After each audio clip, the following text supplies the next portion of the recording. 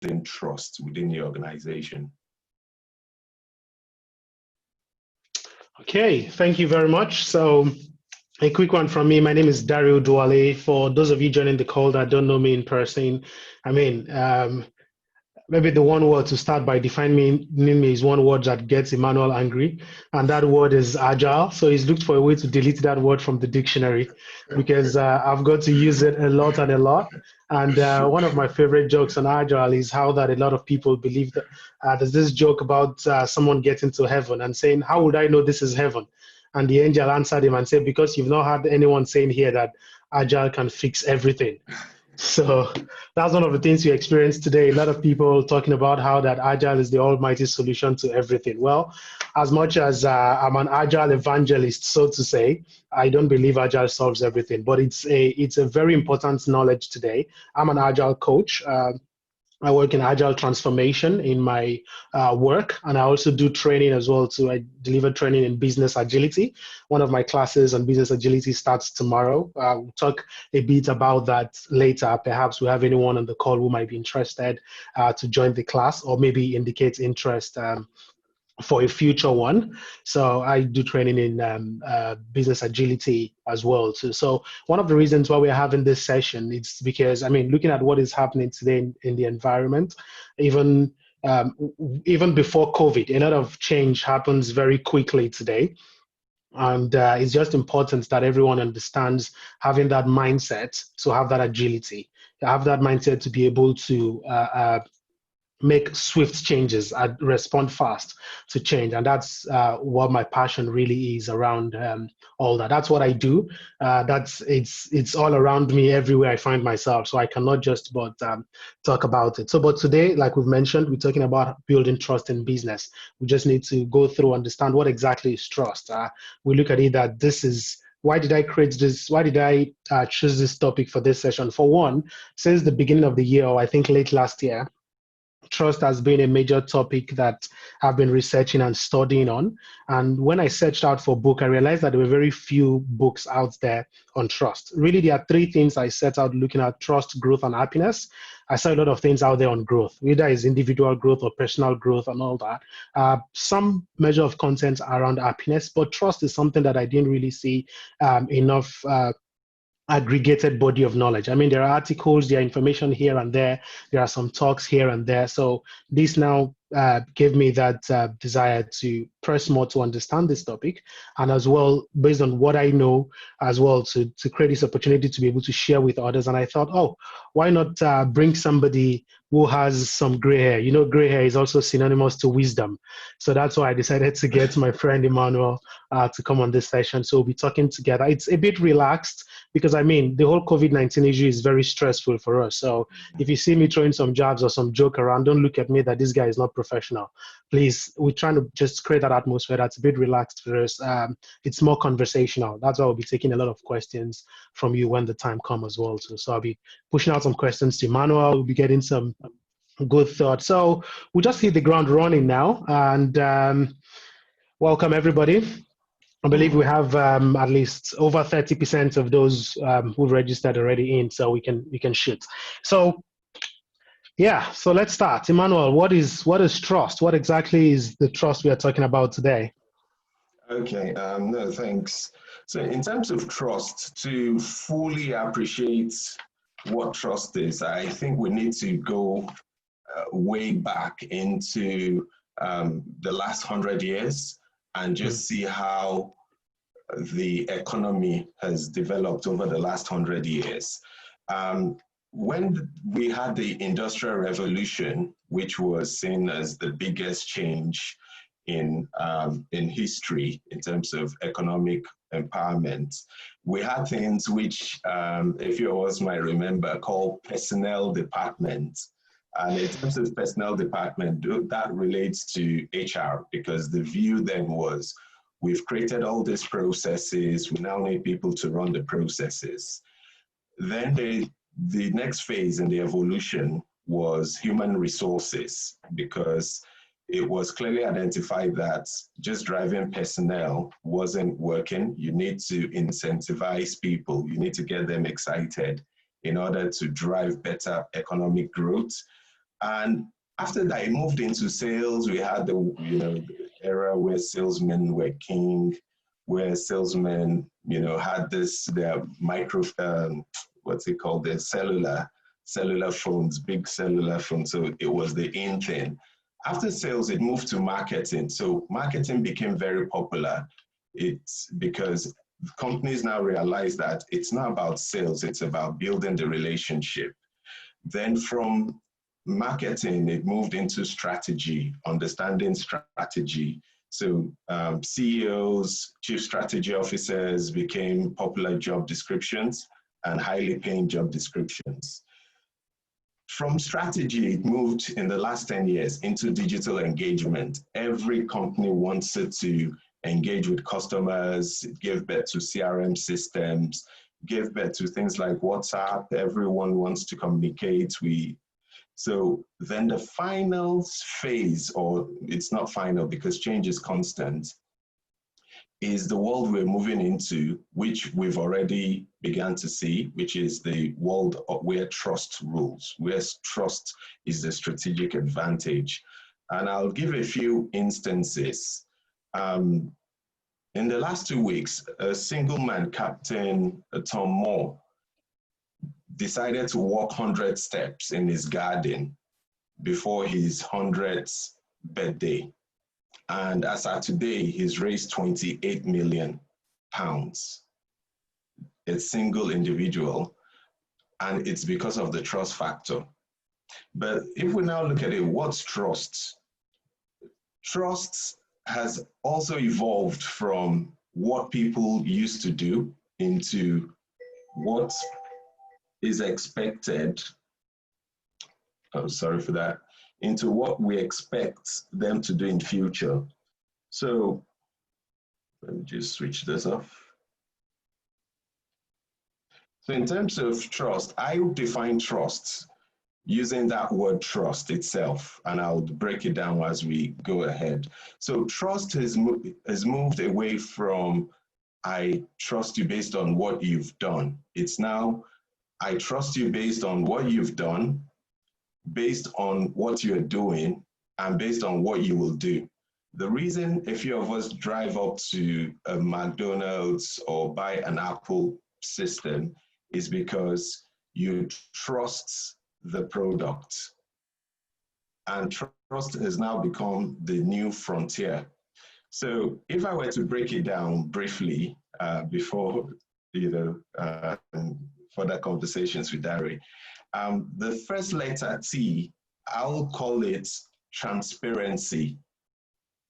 A few people might argue that, why is it transparency? Why not truthfulness? Because the world we're in, everyone is now aware. We now have access to social media. We have access to latest information, company accounts. So there is a tendency that you could be truthful, but if you're not transparent about what you're doing, there's a tendency that you wouldn't be trusted. So which is the first letter. I'll just whistle through and explain a bit more in detail. And how will that really help build a business? So if we think about it, I've talked about fast food companies like McDonald's and Co. During this COVID-19, they started offering some of their secret recipes, like McDonald's shares McNuggets and some of his breakfast meal, and some other companies as well. And that is a strategy as well, a trust strategy, because a few people have gone around saying things around, you don't know what you're eating, it's not healthy. But during this period, they just felt it's a good time. People are home, people would want to try different cooking ideas. Let's make it transparent. Let's make it visible. And if you go to most companies, on their websites, they openly talk about things they're doing, charities they're supporting. And it's because they want people to trust them. Because once you know that, like some oil companies are supporting, ethical wind farms, alternate power. It makes you as organizations and individuals and consumers trust what they're doing. So trust is an important commodity, which is now what will differentiate companies and businesses, because there was a time price used to do it, but now you can actually get the same price given information is abound and available everywhere. So it's quite interesting to just put on a lighter note on transparency before I move on. This morning, someone appeared on a TV talk show wearing his pajamas, and Martin Klintz, and everyone just like commenting that at last someone who is honest, someone who is truthful. He didn't tell us anything about himself other than he put on the pajamas, and people could relate to that given there's a lockdown, most people doing webinars or giving talks and putting on suits, it just feels false. That the reality is most people will be putting on something a bit more casual. So T for transparency, and that covers truthfulness, openness, and integrity.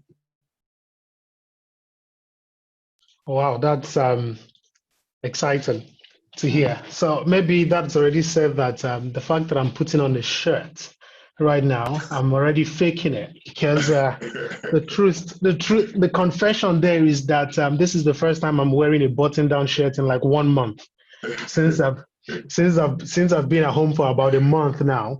So, but then I was like, okay, yeah, let me just wear. Okay, so maybe next time I'll use my pajamas as well. So, all right. So, yeah. So, what are the companies that really demonstrates this trust for us, that say, okay, and what exactly like you've given the example, for instance, of what the likes of McDonald's are doing to say, okay, well, we know you can't come to eat from us right now, but the best they can do is they can be transparent and talk about what they're doing, and people are getting some value from it right now. And that's something that, for instance, even though they're unable to sell their food, people see those recipe, they can relate, they can use it. They feel that this company cares about us, and then they are transparent about their recipe. So by the time they open back again, it's likely to even increase people going to them. So even people who have been concerned before to say, I don't know what's in their meal, now knows what they use, would probably feel more, trust them more to go. So what are other instances of some other organizations that are ranked to be well trusted, and what exactly is the ingredient, so to say? Maybe perhaps you can touch on one or two of the other points you said, because you said trust, you started with the T, transparency. So maybe you want to touch on that while making some of the examples with companies that are really demonstrating trust. Okay, yeah, no, thanks. So, like you said, I can talk about trust and it being a strategic advantage as well.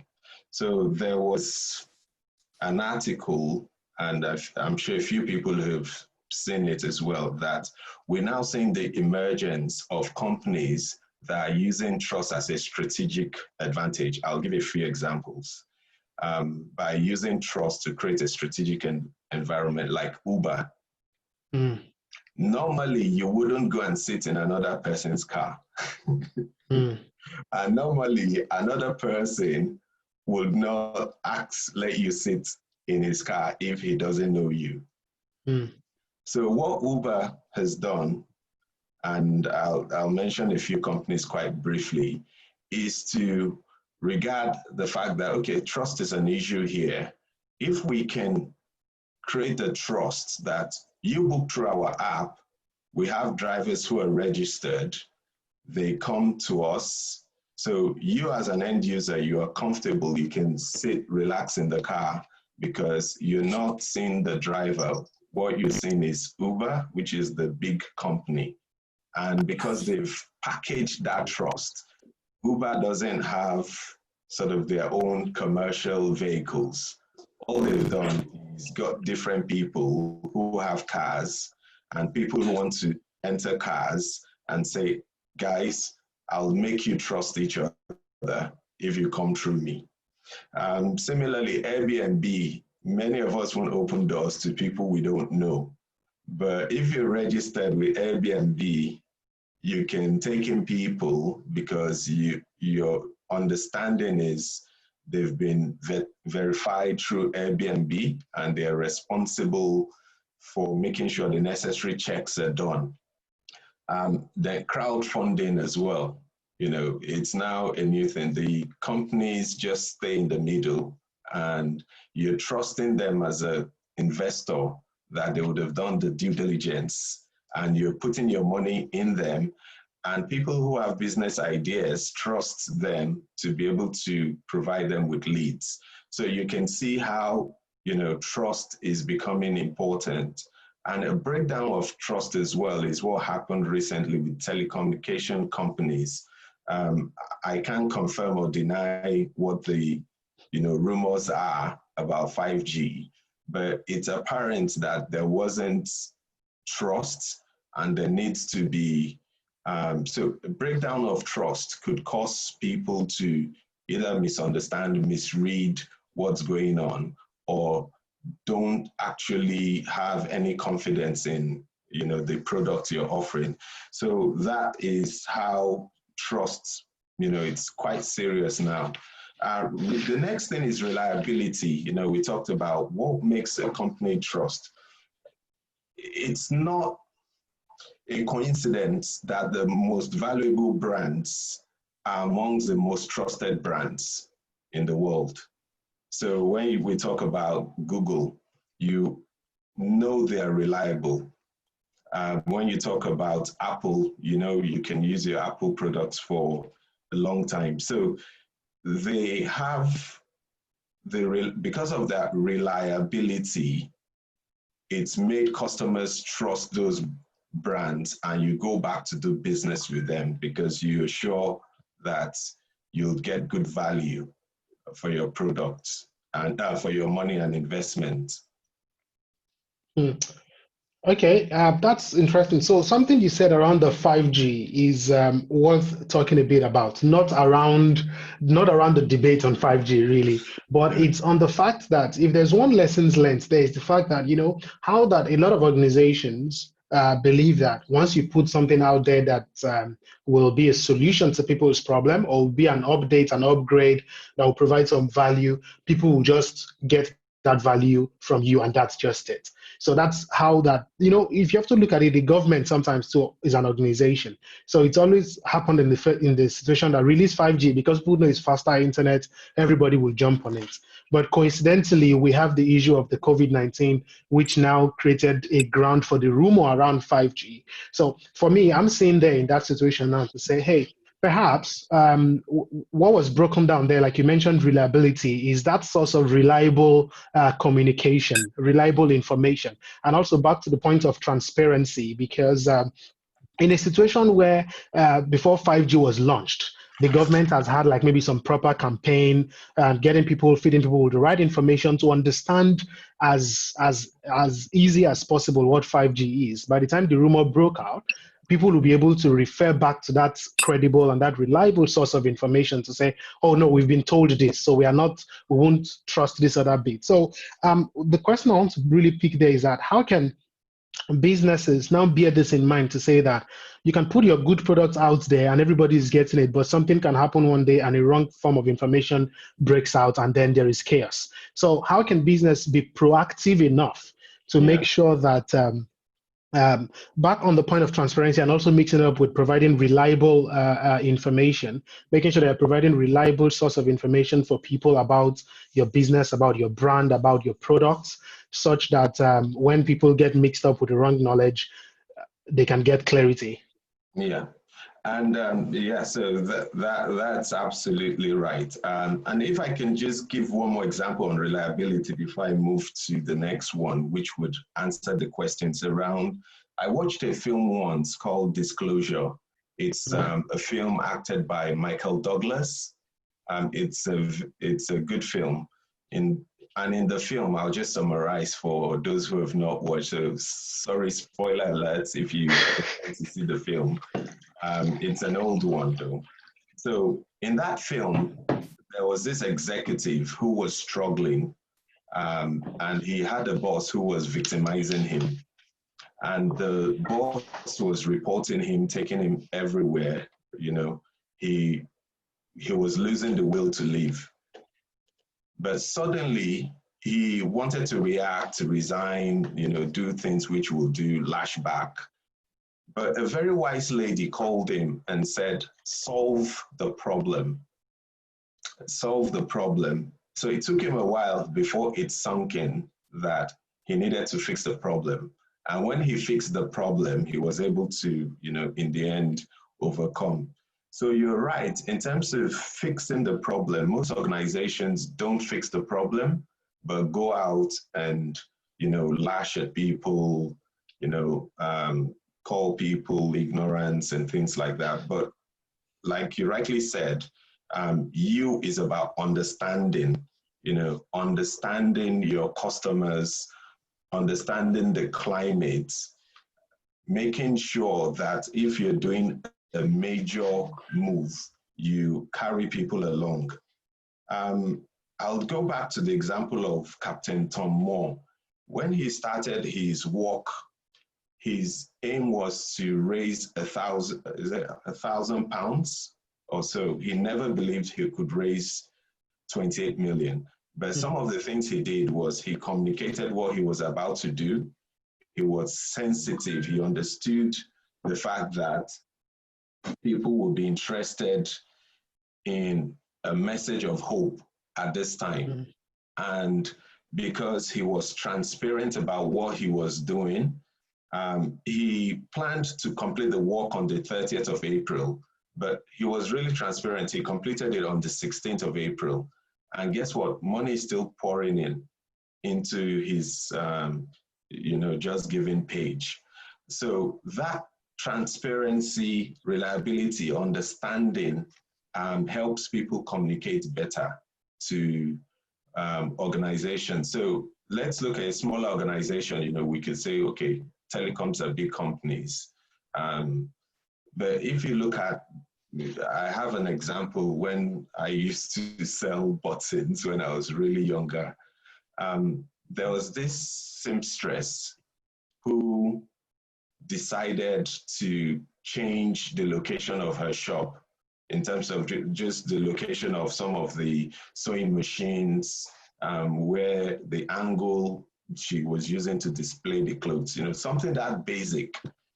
And when people walk past and look, there wasn't a sign or anything to say, oh, sorry, I'm just changing. Suddenly a rumor started in the neighborhood that she was out of business and was about to close down. And because of that, a few people refused to take their clothes to her. And, you know, with bad information travels faster than good, correct information. Everyone in the neighborhood just decided that she was about to go out of business. But if she had just put a sign to say maybe something around this store is being redecorated, anyone walking past would have seen that something was ongoing and wouldn't have jumped into hasty conclusions. Wow. So I love that conversation around understanding. And from that story there, it feels like lessons learned really for business is that it's a two-way thing here. You need to understand your customers such that you understand them to the point to know how you should communicate to them in a way that they will understand. So you have to understand your customers in a way that you know how to communicate to them in a way that they will understand. So in our situation, for instance, she has different options she would have used to communicate to our customers so that they can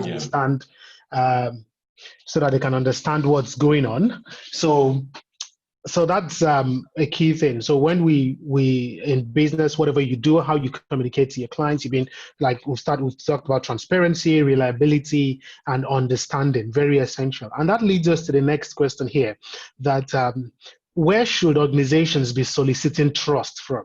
Because, like I was watching a video a few days ago and was talking about the fact that somehow trust is not something that an organization gives to themselves. So I can't remember how it was exactly put, but the point there was that what you can strive to be as an organization, as an individual, is to be trustworthy, such that you can now earn the trust. So on that note, where should organizations be focusing their attention? Whose trust do they need to earn? For instance, if we're talking about relationships or marital relationships, for instance, well, you need the trust of your spouse. But now we're looking at this organization. Should it just be, is the most important trust for organizations only from customers or employees or board? So where should organizations really be prioritizing earning their trust from? Yeah, in order to understand where the organization needs to focus on, because what tends to happen, and that's why, I love this webinar, because it's not just the theoretical, it's about practical applications as well. Most people would hear things like trust, communicate clearly, but we don't really understand what does that really mean for my organization, be it, a 500 million pound or dollar company, or, a roadside, or even a startup. I think the first place to start, especially for projects that are already in flight, that means they've already started the operations, is to get feedback. And a lot of small businesses would feel, well, all this money big companies are spending on data, is a waste of time. But actually getting feedback from your customer will position you, will make you identify who your unique customer is, and identify who you need to communicate to, when you need to communicate to them, how you need to communicate to them. So I'll give you an example. A startup company I was helping with their business plan about 10 years ago, they felt they wanted to, invest in a particular segment of the economy because they could see a gap. They did the business case. It was in pharmaceutical products. They saw a gap, they saw a need, they did the analysis, and they then communicated, we're selling these products, went on the news, news media, created a website. But at the end of the day, they didn't sell anything. It was when we had that conversation around, well, you've set this up, but have you actually got feedback? Have you done research? And are you open to interpreting the message of the research? That was when they now identified that, look, our customer isn't really everybody on the streets. It's actually to target the pharmaceutical shops or chemists, as they are known. As long as we can take it to them, the big ones, they can become like our distributors. And once we get distributors in who can, move those products, we can then do a bit of advertising and contact a few doctors who can recommend. So suddenly they now realize that, okay, by not doing the hard work, which is identifying, getting feedback and accepting it, the business would have died a natural death. So first stage is to, get feedback, understand who your customers are, what the unique propositions are, so that you can create a sustainable business, which is the next acronym S, which is for sustainable. So sustainable is not just the environment, it's also the business.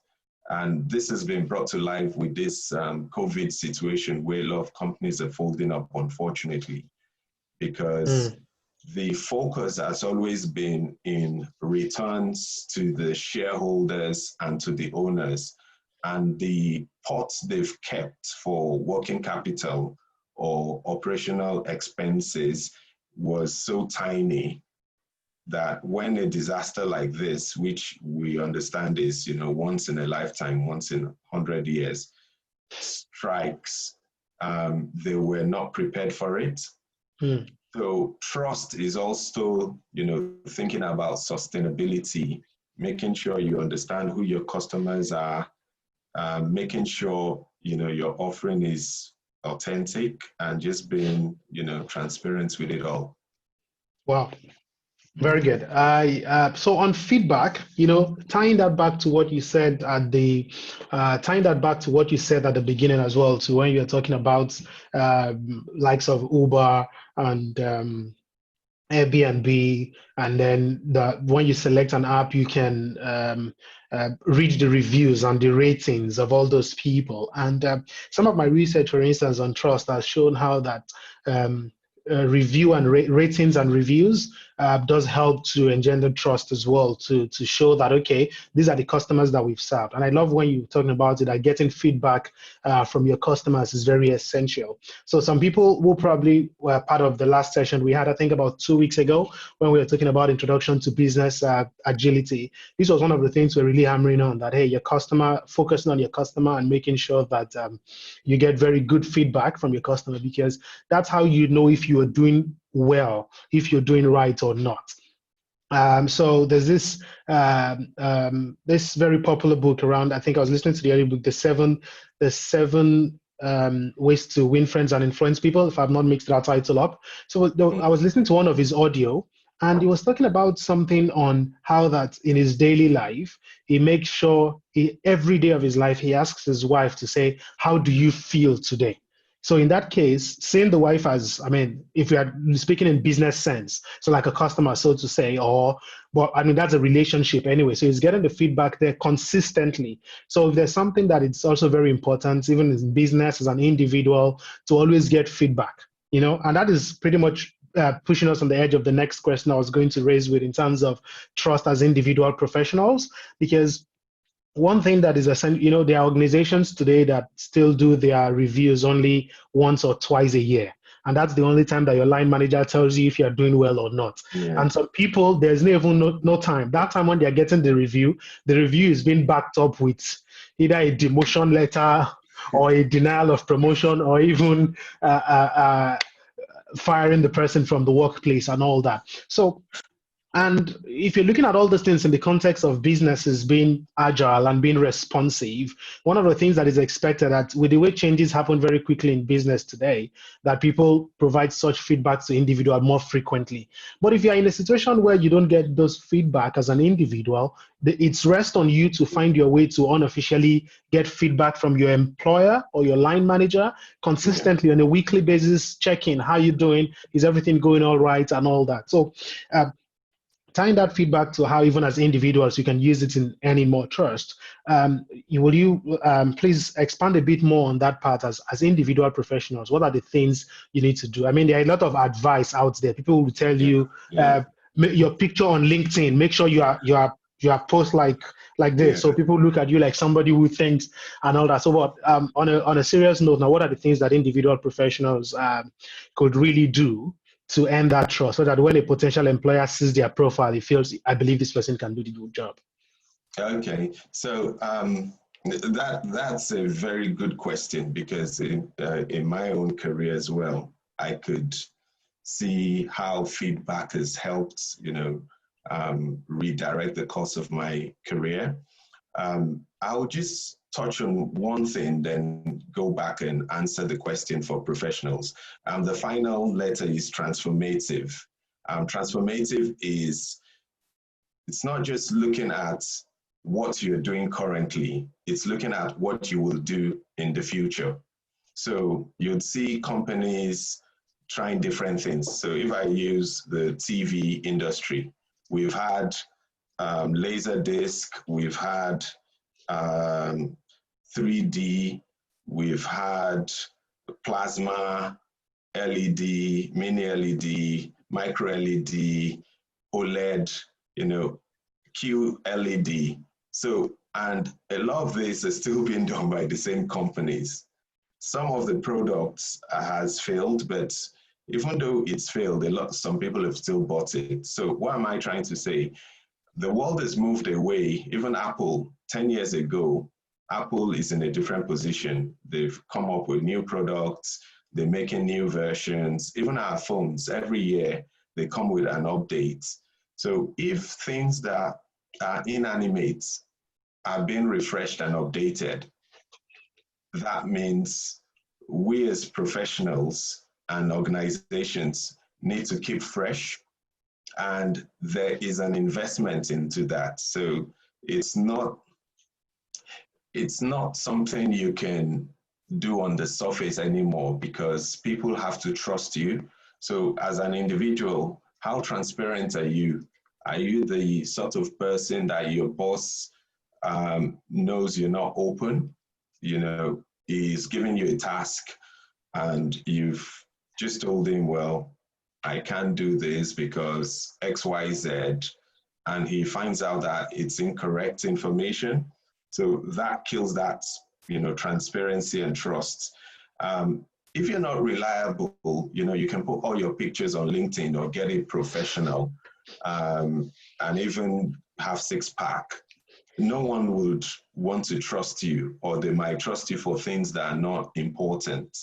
And when you lose your seat at the table, suddenly you're sort of surplus to requirements. If you don't understand what you're doing, I've spoken with a lot of people, and I mentor, a lot of people as well. If some people don't even have a clue what's going on in their, in terms of their work. Okay, why do you do this? I don't know, that's how it's been done. You need to be able to understand how your boss likes, information, your stakeholders like information. Does it like pictorial information? Does it like spreadsheet? Does it like summary? Or does it like, detailed story? At times you see someone relating to a boss who likes high-level views, and he's going on and on for 15 minutes. Suddenly you think his boss doesn't like him or trust him, but it's because you've not understood your stakeholder. You've not understood how to react and accepted feedback. Then also sustainability. Some people say, well, because I want to get promotion, towards the end of the year, they'll start doing a lot of work, which is unsustainable. They'll miss deadlines, and suddenly you are not reliable. So you can see everything. And transformative, some people do the same thing they've been doing since 1901 and expect to get promotion. You can only get promoted if you are, showing that you're transforming yourself in terms of your knowledge, your skill sets. You're investing in yourself, taking courses. I hate to say this, maybe in tools like agility, business agility, which will give you a framework to use, or books generally. A lot of people won't like me for this, but I don't really subscribe to a lot of motivational books. They're good, but you need to get books that would also teach you the practical steps to bridge between strategy and operations. Yeah, that's very lovely. I mean, very early on in my career, when I was getting a job with a consulting company, and he was asking me what books I read. And at that point in my life, from uni days and all that, the books I just get exposed to is reading all this self-help books. That was when it actually dawned on me then that I've probably just been reading less than 1% of what I should be reading. Because at the end of the day, when you get a lot of all this motivation, you can do it, you can do it, you can do it.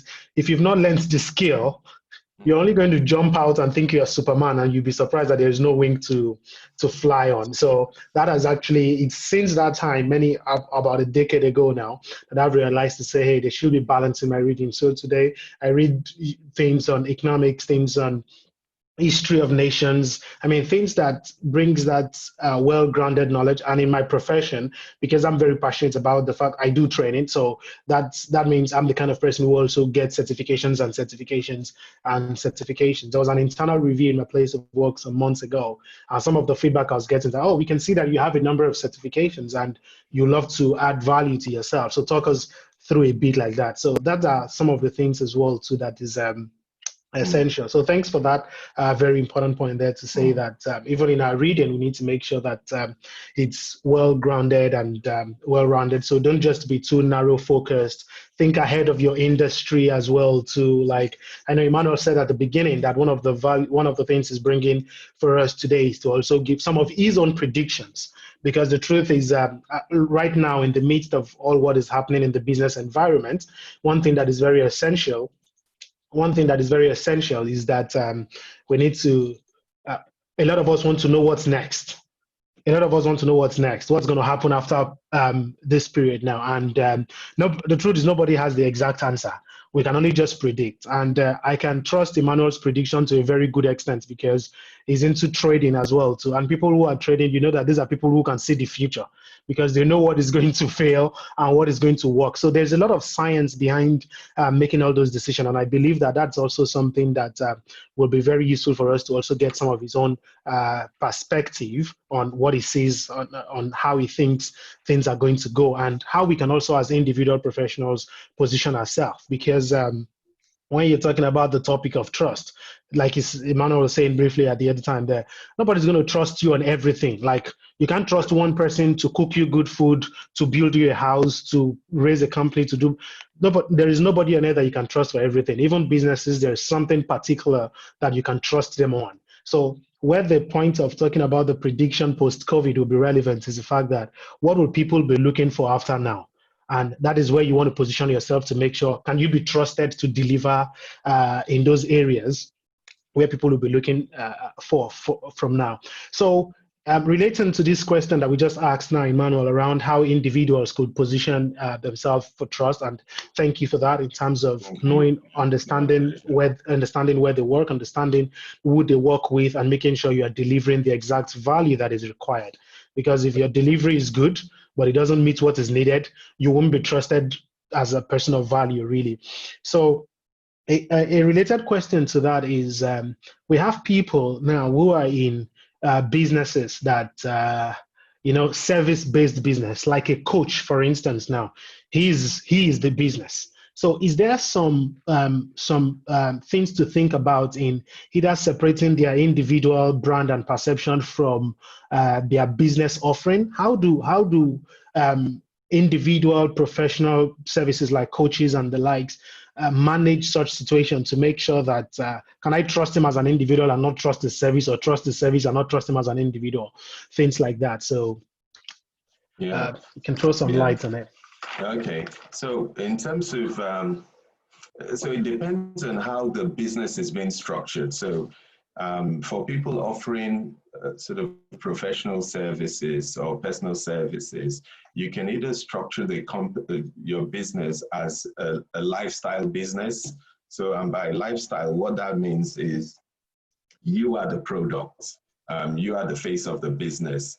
Everything revolves around you, and that explains why franchises of Tony Robbins, all the franchisees have all sort of lost money and pulled out because he's the face of the business. He's the brand. It's difficult to, do Tony Robbins, program without him. Mm, But you can also structure it as a product. So you can have your lifestyle business to which you are the face of the business, as well as have a product brand or product strategy whereby it has a life of its own. So for example, someone like Robert Kiyosaki is a good example. I'm trying to use, common, popular people. So Rich Dad Poor Dad, it's a product on its own. So a lot of people might say, oh, who wrote it? Kiyosaki. But most people wouldn't talk more than, wouldn't even ask, what does he do? What's his net worth? Let me check his houses. Because he's sold it as a product. And the challenge as well for us is, if you know you're not passionate about the lifestyle business, you don't want people looking into your business, seeing you when you're in the cinema, when you're strolling with your family, taking pictures, you might want to adopt a lifestyle approach to start off with, to get the credibility so that people can connect, then slowly move into a product-based business structure. Okay, very, very important. I really love that in terms of making sure we make that decision early enough when you're starting a business. I love those two examples that you've given as well too. So it's very important that people know that each time you build the brand of a company around yourself as an individual, that means it pretty much lives and dies with you, because it's your name that is, the company is your name. So if you are not there, you are not there. But if you want to build something that you can scale and you can franchise and all that, you want to think of building things independent of your name as well. So like you said, with the place of pushing a brand like Rich Dad Poor Dad, you want to name it. Even if you start a coaching service, you can give your coaching company a name. For instance, if you are looking at it, that maybe at some point you will be able to take other clients and employ other coaches that will be working with you. But once you build something just around yourself, it is you that will be looking for. And that means at that point, your brand is your whatever you do affects the business. So when you're pushing your personal brand, you're pushing the business brand as well. So for you on your social media presence, you're probably just concerned about your individual presence, because that's all what you need to push.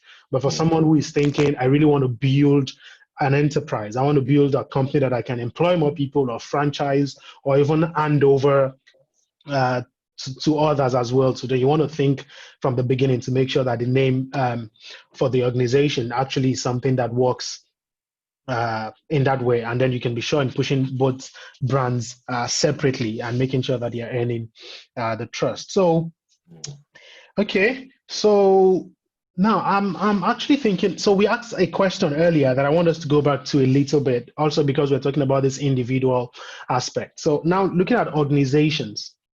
And I'm saying this now at something that I believe that will be of good value to people maybe who work in HR or who leads a team in the organization or have a fast growing company and you're already employing people, is that is there a direct relationship with how you trust the individual employees of an organization? Does it in some way also affect, rub off on the brand of that organization as well too? Like, you see a news of, you keep hearing good things about people working with a particular company. Does it have, how does it have? Because I mean, it's like a clear answer that it should. How does it have effects back on the company as well? Yeah, it does have effect because, in terms of, there's been a lot of high profile corporate failures due to someone in an organization saying the wrong thing at the wrong time, or the wrong thing at the right time. So it will rub off, but what organizations need to realize as well, in my experience, is that you can't expect everyone to get to that level of trust, or this is the reality, but we need to, face off. Not everybody would be interested in building trust. Maybe due to things around motivation, they're not motivated about the job, or they're not passionate, or they can see a few things within the organization that is not working. And because of that, they feel, it's a lot of hypocrisy going on. So it will rub off, but organizations need to be aware that they can't carry 100%, trust can't be 100%. I saw one question as well that, can you retrust someone who you've trusted in the past but failed? And this is where an organization needs to be able to react and respond to incidents where it's been let down. So, we've talked about some big organizations, but they've also failed in the past. Facebook had, data privacy issues, but there are a lot of people still using Facebook. Samsung, they produced a phone Note that was blowing up, but people still buy it. Apple, I think recently they had some problems with the battery of one of their laptops. But what did they do? So the way you respond as an organization would help, the trust perception that, okay, guys, we've been transparent.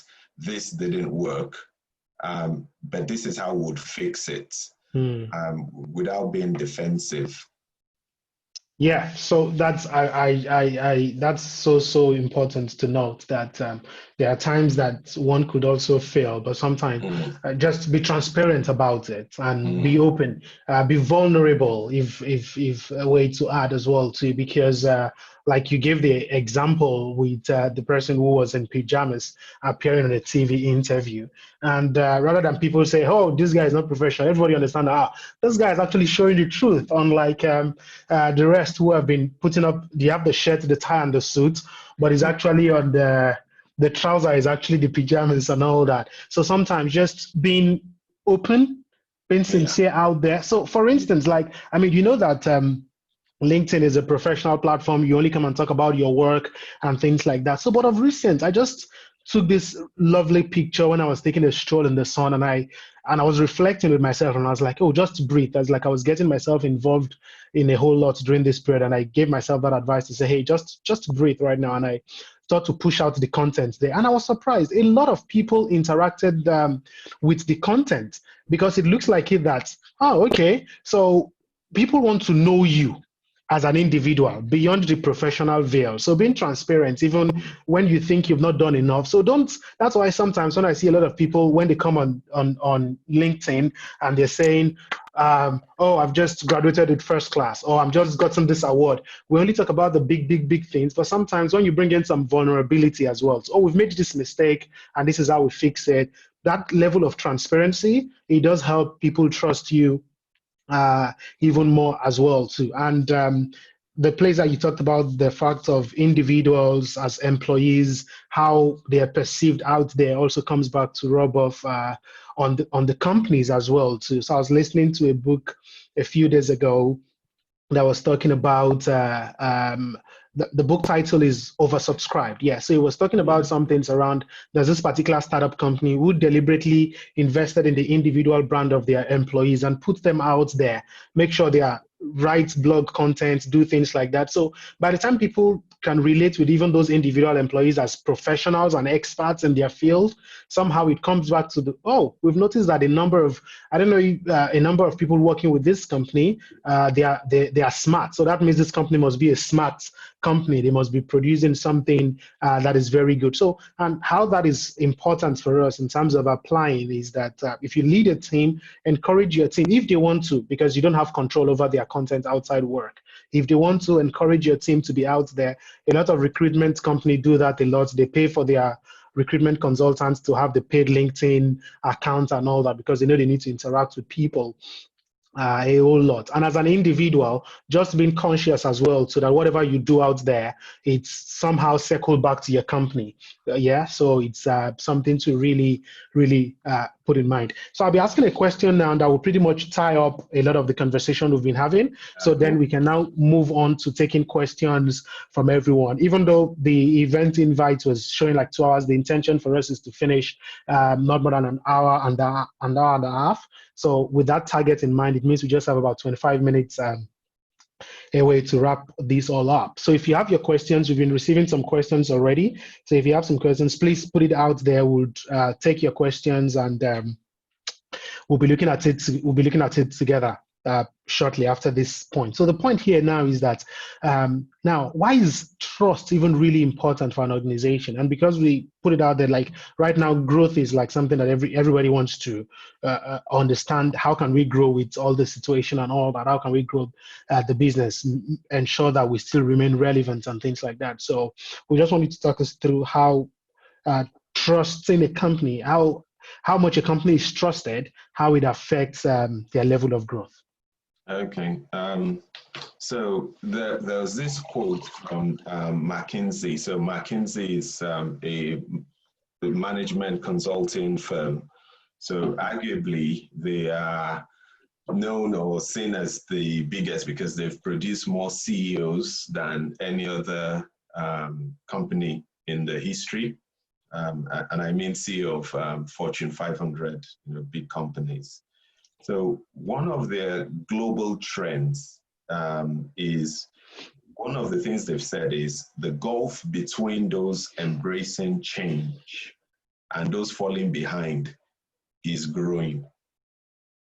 So what that means in a nutshell is that people who don't embrace change and those who embrace change, the gulf is widening, which explains why a lot of companies in the last 2-3 months, big companies have changed their CEOs because suddenly we've entered into a new phase. And one phase we've entered into is this trust phase. So recently, I think a few football clubs tried to furlough some of their club, some of their employees, and the public backlash they got, they had to reverse their decision because now everything is transparent. From my phone, I can see what's going on. I can read what influencers are saying. I can get, WhatsApp videos to see what's going on, whether true or untrue.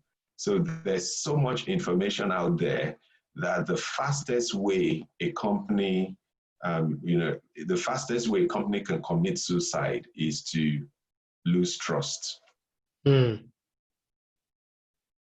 It's just going to affect every single thing. And because if customers switch off, once rumors start or the bad perception, it only gets worse. And if you don't react to it quickly, so that's what I've been talking about. One needs to invest, both as a company and an individual, in getting tools that would enable you to react to things very quickly, so that you can spot monitor them and respond to them. So without trust, now every company, even governments, recently with this C-19, they are being exposed in terms of this is what you've done, this is what you've not done.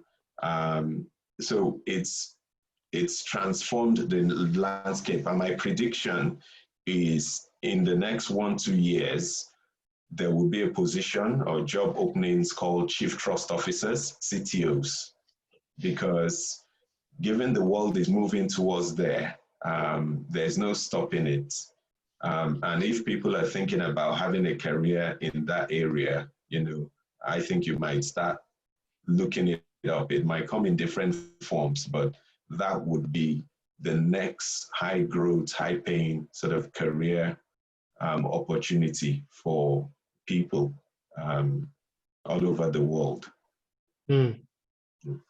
Wow, interesting. So I actually, just like you said, I actually saw this article on CIO.com. So it's more like a website for advising chief information officers and the likes. And they did talk about things, how that I shared it out on my WhatsApp the other day, how that before now, pricing and the quality of the product has been the differentiator. Then at some point, it's been that engagement, user experience has been, but right now things are moving to that point where it's really trust. And just like you've rightly said, that with all those changes going on, a lot of organizations would wake up and realize that we really need to earn the trust of our customers, because think of it now, a lot of business will change what they are doing after COVID-19. You've read stories of an alcohol company start making hand sanitizers. Then post COVID-19, for instance, because you don't know how soon everything is not going to pick up very quickly.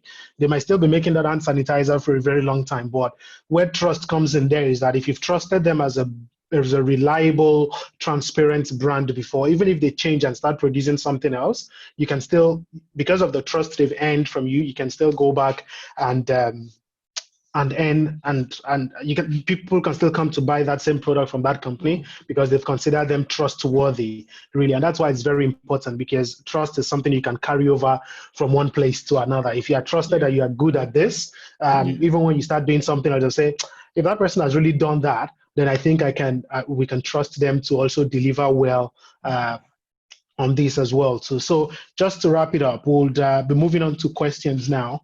And if there is any question you have from anything that we've talked about earlier, or we've not even talked about it, and you'd like to ask those questions again, you can include that in the comment section. We'll be picking up on those questions. So before we start taking questions, I just want to talk quickly around, I mentioned earlier that at the beginning that I actually train a course, I deliver a training in business agility, and some of all those things we've been talking about here. In the last session I did, we showed something around the whole business agility model. For a company to say that they are truly agile all across the business, they need to understand the place of strategic agility, operational agility, and a lot of other things like that. And around strategic agility as well, so we mentioned the place of one of the strategy you can deliberately build is trust, and which is one of the things why we decided to pick on that and focus on that in today's conversation. So I'm having a class that starts tomorrow, and there's 4 sessions of it. So I know it's rather late talking to people on this call about a class I'm starting tomorrow, but you might find it interesting. Maybe it suits your need right now. You just feel, wow, this is just the certification I really need to get at the moment. This is the understanding I really need to get at the moment. It's still open. You can still sign up for that. But if not, you're interested in it, but you can't sign up for the course this time around, just send me an email. I'll put my email in the chat window as well. So you can send me an email later and say, hey, I'm interested in that course. Let me know when the next one is on. But because so I'll share a link. I've shared a link to everyone in the chat window. You can take that link, copy, and look at it in much detail later. So you're not pretty much distracted when we're going through the questions and answer. So look at it. If it's something that is for you, you can sign up for that. So now let's look at questions from everyone. Okay, you can type. Yeah, so someone have a question here that how does a new startup gain the trust of his employees from far away country? Well, to me, I'm thinking that question might take 2 directions there. Maybe if the person who asked that question want to send like an update to that, because I don't know if that question is really talking about earning the trust of the employees or the employees trusting the company. Yeah, but if you're able to put an update to that, but if not, we can look at that question on both directions. Yeah, or if the person who asked that question want to come off mute to ask the question, that's also welcomed. Okay, earning the trust of employees. Okay, so it's about how can the company make sure that they earn the trust of the employees, even though maybe the company is located somewhere, they have remote teams. How can that company feel that they're working with a trusted company? Emmanuel. Okay, yeah, no, that's a good question, because we're getting into a world where things have sort of permanently changed. I believe there will be more remote working going ahead and into the foreseeable future. So at times it's difficult to build relationships over the internet when you're not seeing the people or you don't have face-to-face. But like we said, in terms of building trust, you need to ensure that your outputs to anyone is of a consistently high standard and quality. You might want to ask, what's the difference between standard and quality? Standard refers to you're a new startup, you have people in, maybe India, Brazil. You need to ensure that in terms of the quality, the standard of your communication with them is clear and articulate. So if you're communicating with them on Skype, for example, and you're doing things like you're scratching your head, you're not coming across as being confident or comfortable. It just fills people with, dissatisfaction or distrust, or you're not able to maintain eye contact. Most people try to hide behind, second phone, second phone. So most people want to hide behind, I can't see people to, so therefore I don't need to show myself. You need to show yourself, make sure your written communication, your emails to them, documents don't have even things like typos or need corrections, because when people who can't see you look at, the only thing they would see would be your output. So, and when they look at your output, if it's not of a high standard, you'd see them, lose trust in you and wonder that, okay, I'll need to check what this guy is producing because it's not of a good standard. Then quality is going the extra mile.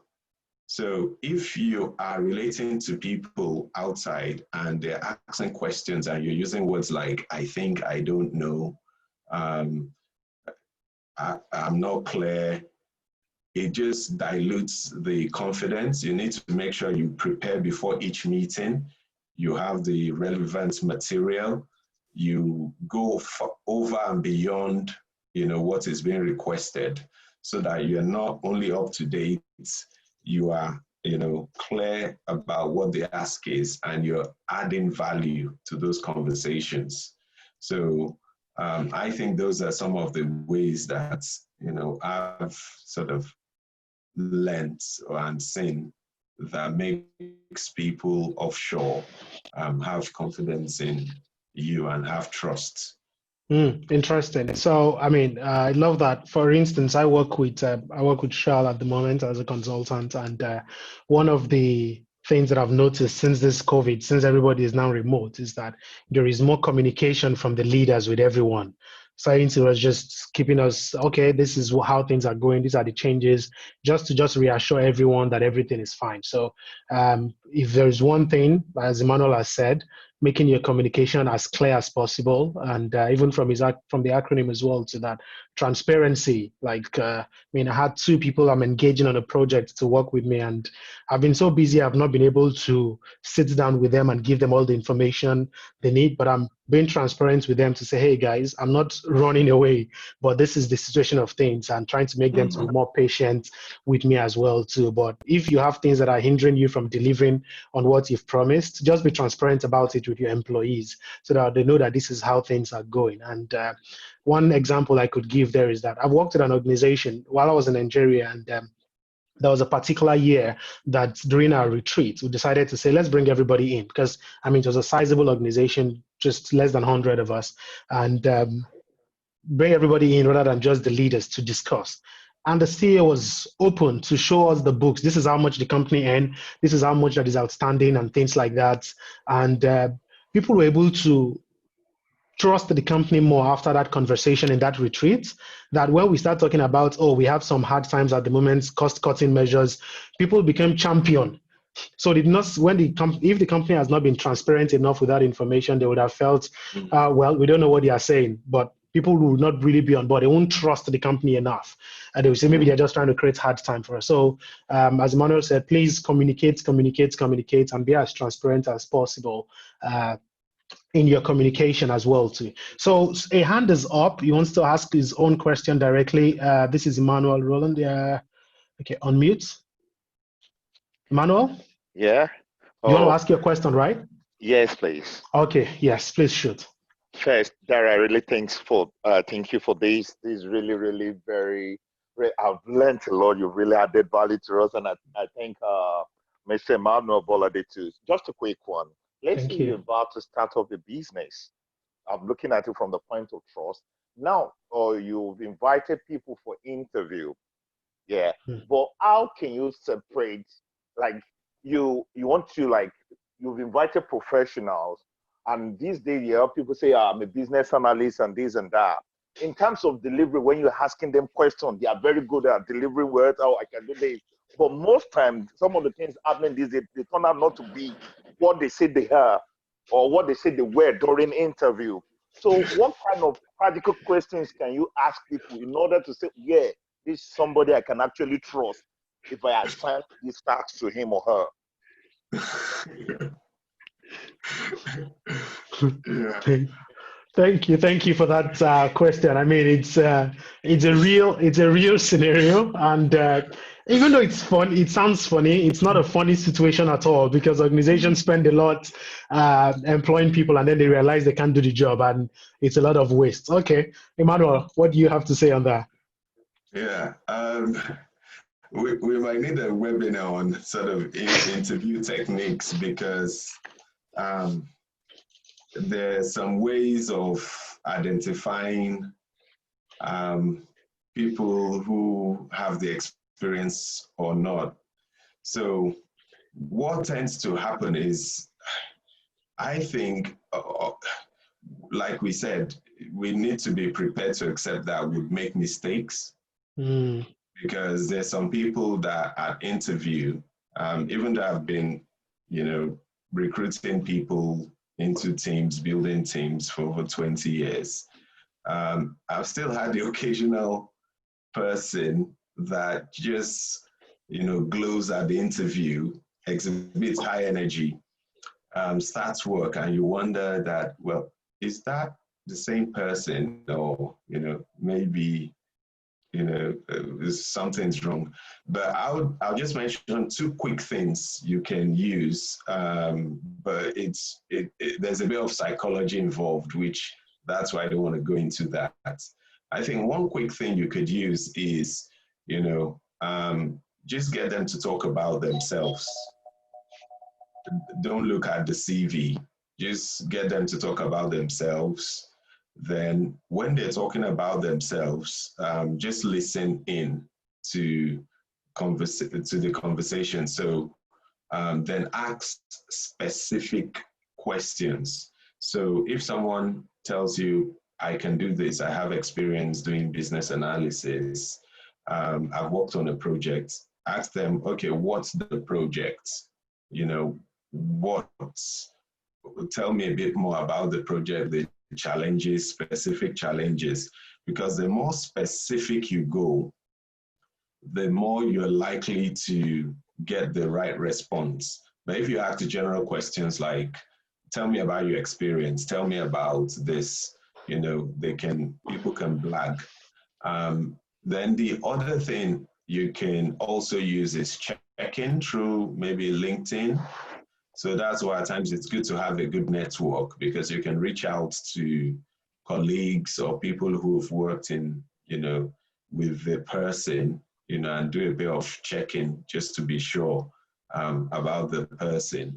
But at times it's a double-edged sword, because I've seen people who don't interview well, but are actually very good at the job. So I think one needs to trust one's gut instincts.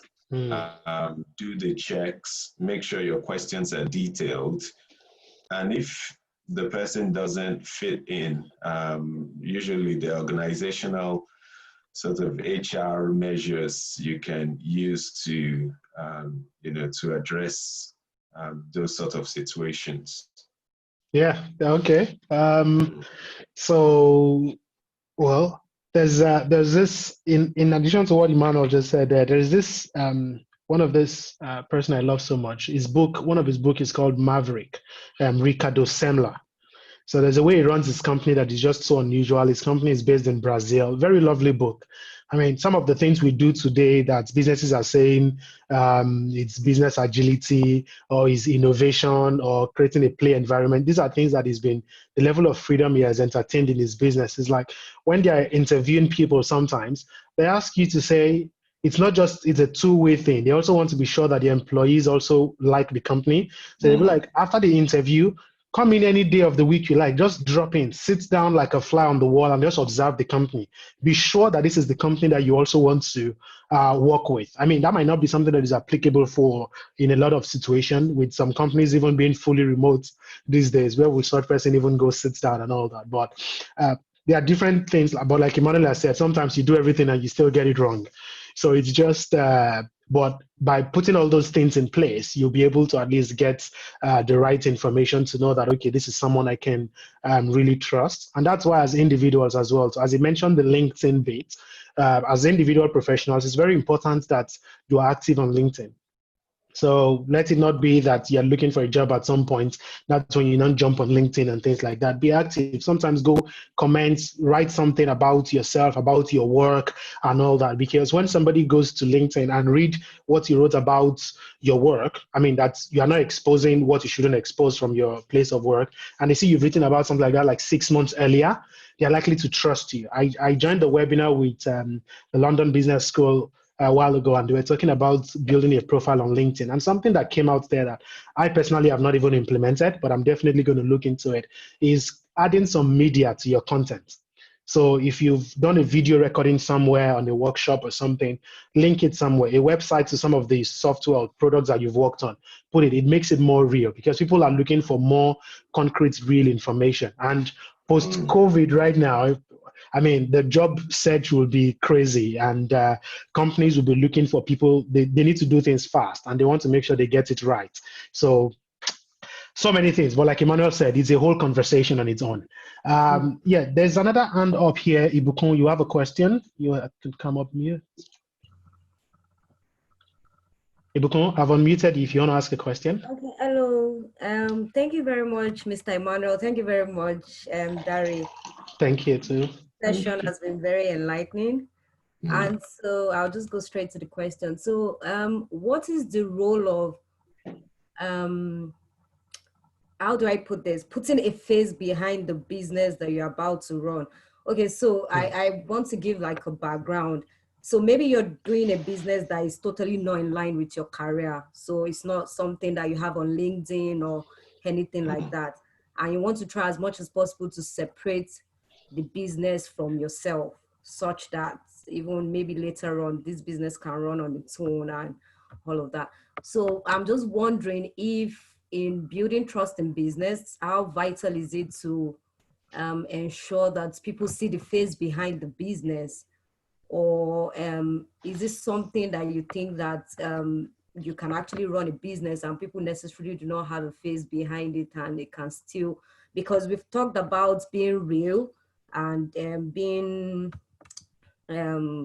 like people getting to know you and being vulnerable with people that are using your services or that. So, but I'm just wondering, if there's no face to the business, is this still something that people would like to buy your services or buy what you have to sell? Yeah.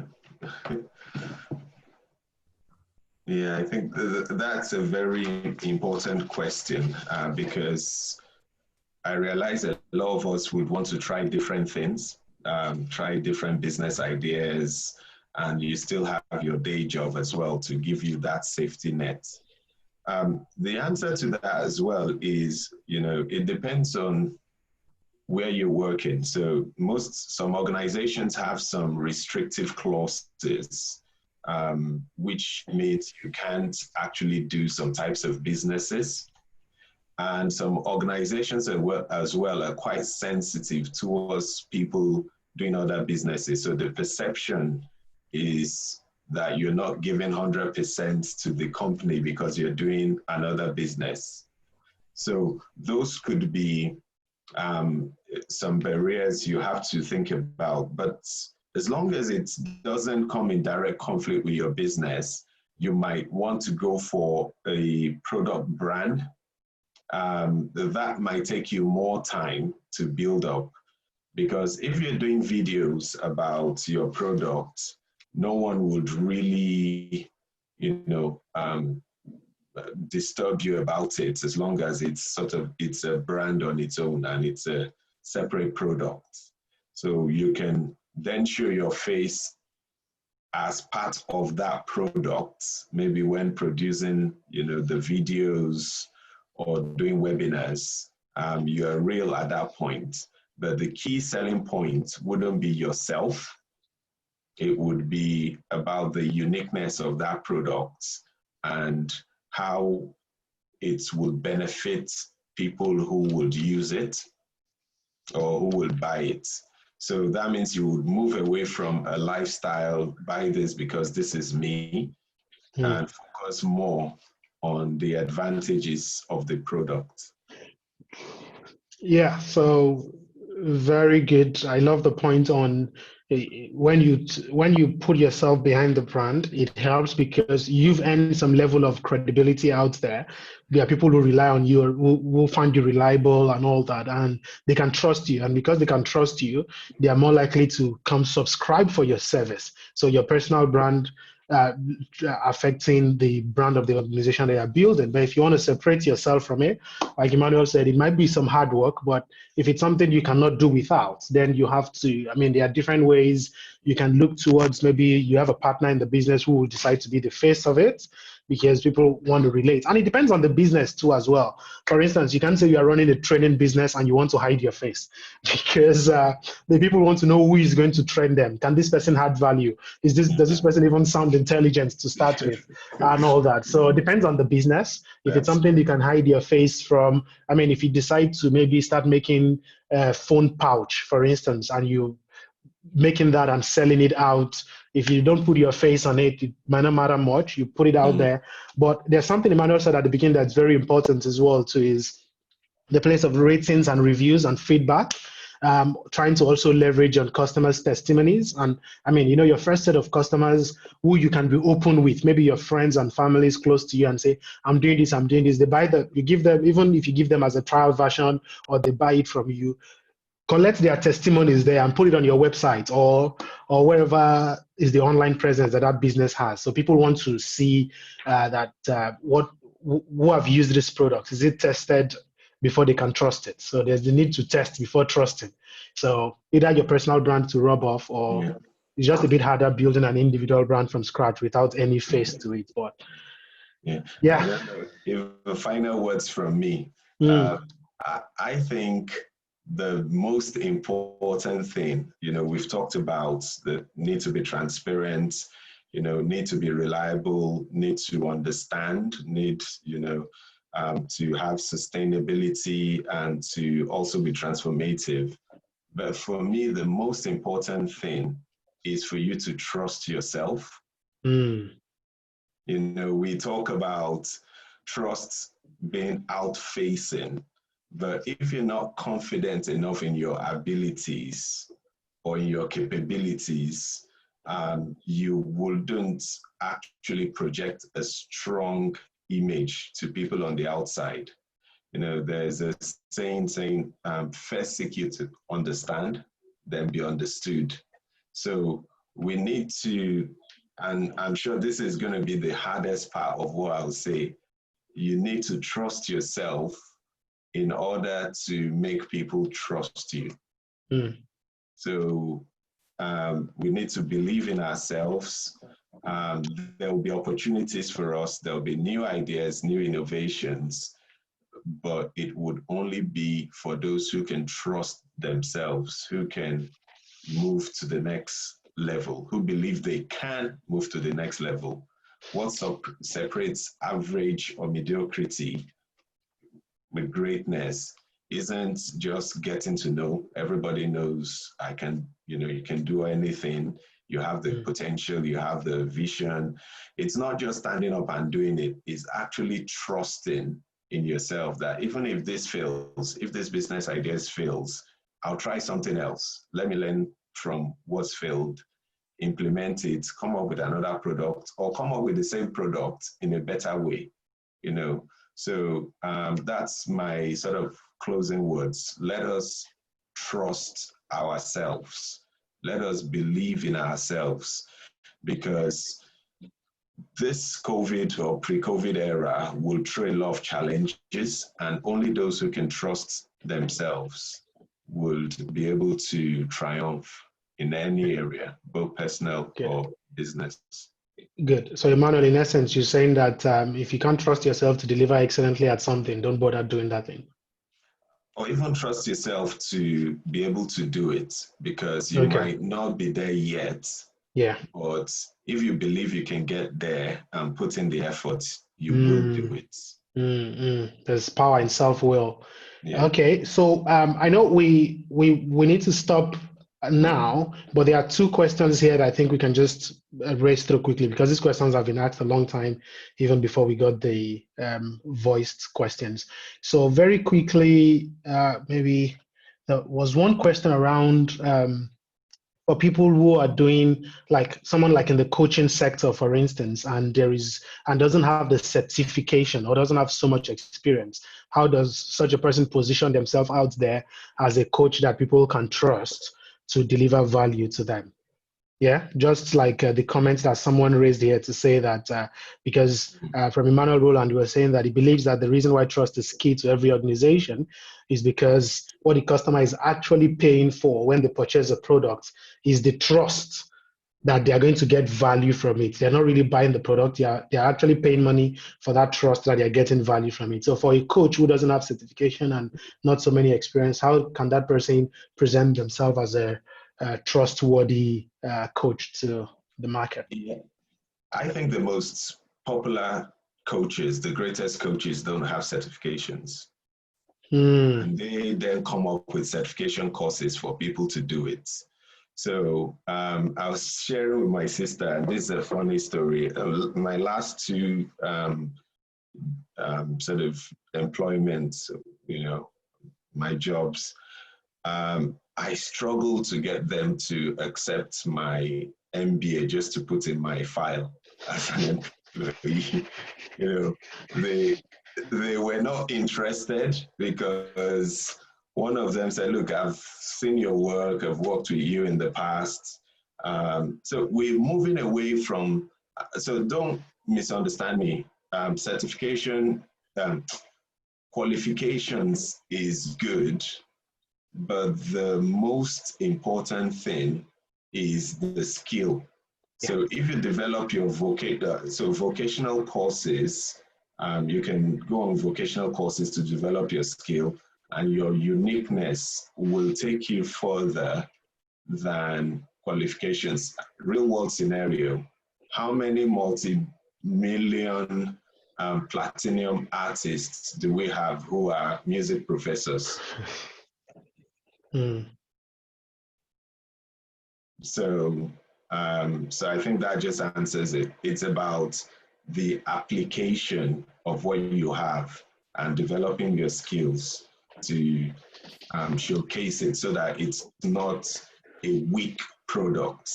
So, a few people just say, okay, I like this, I like doing this. No, you need to develop it. You need to be the best at it in your own way, that then people will buy your product. So if you do a 1 hour free counseling with people and they really like what you've produced, they are more likely to want to pay you than if you deliver, some standard stuff that they can see on the first page of Google, and you have all the certificates at the back of your chair on your wall. So trust is reliability and ability to deliver. Yeah, so I hope that really answers your question in the feedback is there. That answers the question in so many ways. So there was a comment here from someone who was referring to that question on recruiting earlier, that another very important point when recruiting to make sure that you get the right person is to make sure that in your panel, you have someone with practical experience. Yeah, that's also something, this person with a subject matter expert. Yeah. Don't employ a project manager without a project manager there. Do you know that actually is now being proven to be incorrect now, because most organizations are now moving into more of a competency-based model. So there's the skills, which used to be the focus that, so that person is right. I agree with that. Yeah. But when you get to a certain level, what you want to see is more of a competency-based model or question. You want people who have emotional intelligence to understand if the person is the right fit, because people can have the technical skills to do the job, but if they don't have the right either people skills that you need for the job, or they can't blend into your organization, you'll end up being in so much pain. So the focus is now moving to trust. Can this person work well with us? Can he be part of a team? Can he be a team player, or can he work alone, depending on, what the role is? Do we like him? Do we, then the technical skills, because you can teach technical skills, but you can't teach character and attitude. Okay, very good. There's also this very important point from Tobechukwu here. Tobechukwu, would you want to come off mute to talk about your comment, or mute you if you're okay to talk? Sure. Okay, yeah, great, okay. Oh, hi. Yeah, hello. Yeah, so, hi, my name is Tobe. So thank you, Emmanuel. It's been really great listening to the conversation. And a lot of the insight that you've given is very, very valid and on point. I wanted to add a little bit to what you were talking about for people who, especially people who are trying to be coaches without certification. And I think that you're right. A lot of the greatest coaches that we have started out without having any certification. All they had was a process and knowledge and really that trust in themselves that they could help people develop something better for themselves, right? So I think that a person now who's trying to be a coach, or really anything it is that you're trying to be, without the certification, gain the skill and start to put your skill out there, try to gain traction, find people who you can either use as your quote unquote test, give them free services, or because it's 2020, it's very easy to create an ebook or create a YouTube channel, but create some sort of method or channel with which you showcase your knowledge, right? And create a sort of free tier for the knowledge that you're sharing. And then as people become more attracted to the value that you offer, you can then take them higher to a paid tier of your services. I hope that sort of creates a clearer picture of what I was saying. Yeah. Right. Okay. Thank you. That's so true. Someone once told me that at times you just have to go for things, because the time you will spend doing a lot of analysis and building up, some people who have started have made mistakes, adjusted, and they've just continued with it. So thanks to me, that's a very powerful contribution. Okay, so very good. So build your track record. Start by trusting yourself. Like Emmanuel said, offer your service for free. Let people test it before they can trust it. Yeah, so it's very important. And there's someone who put out here earlier around talking about services and HR. So I think she put a comment to everyone. So if anyone happens to be interested in that, you might be able to message her privately before the end of the call. So at this point, really, I will just say thank you very much to everybody who answered. We'll drop a link now in the chat window, and that link is to capture your survey, to get some feedback from you about this session. What did you really learn, or what do you think could have been improved on? Would you recommend, if we have a next session next time, do you want us to reach out to you, and or would you invite your friends to join in as well to when we have the next session? I hope that we've been able to add so much value to you today in the last less than 2 hours. And like I mentioned earlier as well, I do a training on business agility. A number of these things are part of the conversation that we have around to say, how do you understand your organization as well, especially when you're building a business to start with? What's the purpose? What's the purpose of your company? Because if you want people to trust you, then what exactly is the real value you're selling? Amazon, for instance, the main value they're selling is that they will deliver your item for you on time. They're not guaranteeing you of all the extreme quality and all that. And they also guarantee the fact that if you don't like it, easily you can refund it with them and all that. So you need to understand what your purpose is as an organization and things like that. So a lot of things. It's a 12-hour session, 4 different sessions, 3 hours. It starts in the evening. So if anybody is interested and you just want to, I don't want to bore everyone with so much details around the course, but if you think you might be interested in it, scroll up. The link is, I provided a link earlier. You can click that link. There's an IC Agile website. It's a certified course as well too. But like Emmanuel and Tobias told us, don't just start with the certification.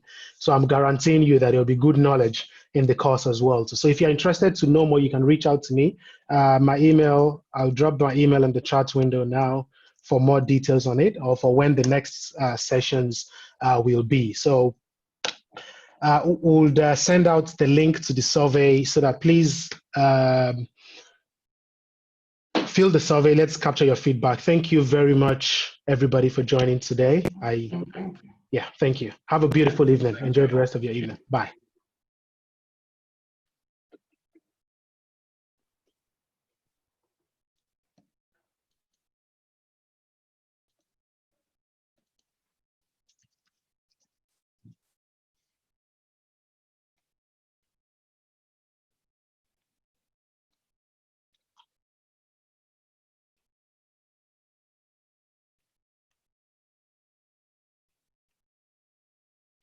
What is your breed? Huh? A breed.